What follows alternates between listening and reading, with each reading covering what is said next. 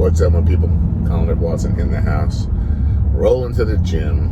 It is a Tuesday morning. Tuesday, cloudy, overcast morning here in Redondo Beach, California. And I thought I'd hop on here and share a little story with you that I had with a client. And I've had a client that has just struggled from day one to get on the protocol and stay on the protocol for any length of time. I think the longest number of days she's put together was 8. And then she would self-destruct. And I mean self-destruct with things that I think literally this is the only client that I've had in 13 years that would order McDonald's from Uber Eats and eat it after having a perfect day on protocol. Like at 9 o'clock at night. It was just crazy. And it would do it repeatedly, like 4 or 5 days in a row.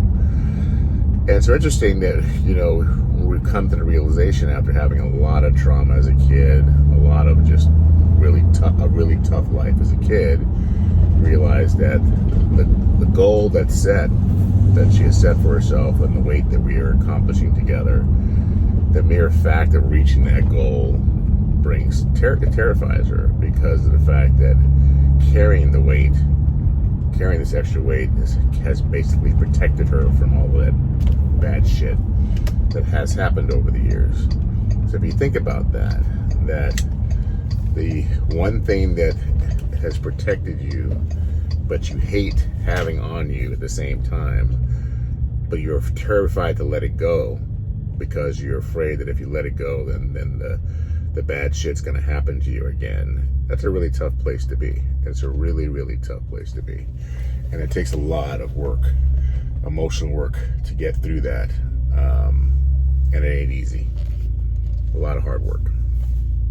But interesting enough, it got to the point where I was still going, look, you got to get off the protocol. You can't keep eating food like this, eating shit, and staying on this HCG. It's like, it's a recipe just to blow you up even worse. I mean, this is not working. You got to get off. And maybe just getting off of the protocol itself and just switching you to a healthy meal plan will be a better option. And I got all kinds of resistance from her. I don't want to be off the protocol. I go, but why? You're not fucking doing the protocol. And it's interesting how you just tap into the universe. And I'm very connected to God and listening to the voices that come in my head. And sarcastically, I said, I'll bet you $1,000. I'll bet you your next month's tuition with me that you can't make it for more than 3 weeks. You couldn't make it 3 weeks. And interesting enough, that she has a wedding to go to in 3 weeks, that she was talking about getting into this dress for this wedding. And I go, that doesn't even motivate you. So I bet you $1,000 you just can't make it. I go, it's totally counterproductive for me, because I'm always wishing and I'm always pulling for my clients. But for some reason, God said, download that statement. I came out and then I got it. And I got just a freaking visceral response in a very positive way that seems to be the one thing that will drive her to make it work, because she cannot stand being challenged or cannot stand to lose a bet.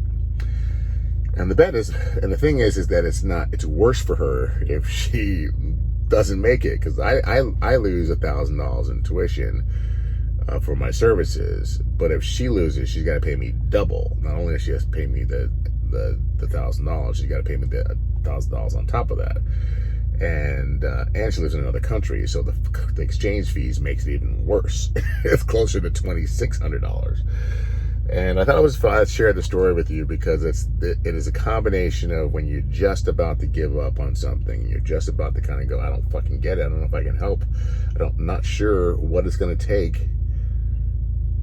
God comes in and gives you an answer. And as simple as a sarcastic statement that was accidentally on purpose, or as they say, things said in jest, there's nothing more serious than things said in jest, just may be the one thing that gets her to the other side of this journey, where she can get past that weight number that seems to terrify her and get her into a place where she realizes that that's a lie, and that she is safe, and that she's not the same person that allowed that shit to happen to her in the past, and that she now has boundaries, and she's now safe. So I thought I'd share this with you, and it's a very odd angle, but hope this story lands on you. Talk to you soon. Peace out.